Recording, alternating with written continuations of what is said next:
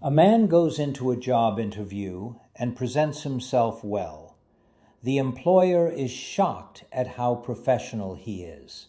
"Wow, you have an incredible resume and present yourself fantastically. But you seem to be missing 5 years on this part of your resume. What happened there?" The man replied, "Oh, that's when I went to Yale." The employer is even more impressed. "That's great. You're hired."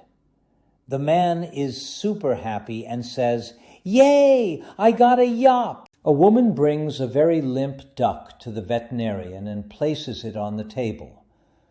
The vet listens with his stethoscope for a moment, then sadly says, "I'm sorry. Your duck, Cuddles, has passed away." The woman gasps, "Are you sure? You didn't even run any tests. What if he's just in a coma?" The vet sighs and leaves the room. A moment later, he returns with a Labrador retriever. The dog stands up, sniffs the duck from head to toe, then looks at the vet and sadly shakes his head.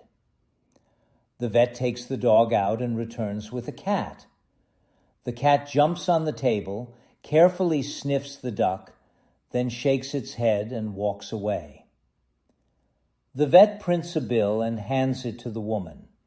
She looks at it and shouts, $1,500?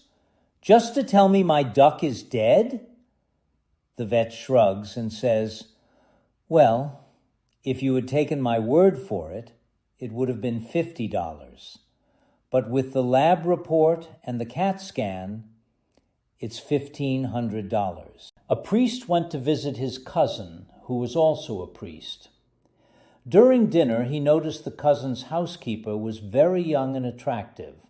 So he said, "Cousin, I hope everything between you and that housekeeper is completely appropriate."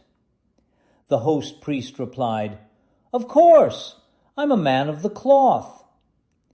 A few days after the visit, the housekeeper told the priest, "Father, the silver gravy ladle has been missing ever since your cousin stayed here." The priest decided to write his cousin a letter. "Dear cousin, I'm not saying you took the gravy ladle, and I'm not saying you didn't, but it's been missing since your visit." A few days later, he got a reply. "Dear cousin, I'm not saying you're sleeping with your housekeeper, and I'm not saying you're not. But if you were sleeping in your own bed, you would have already found the gravy ladle."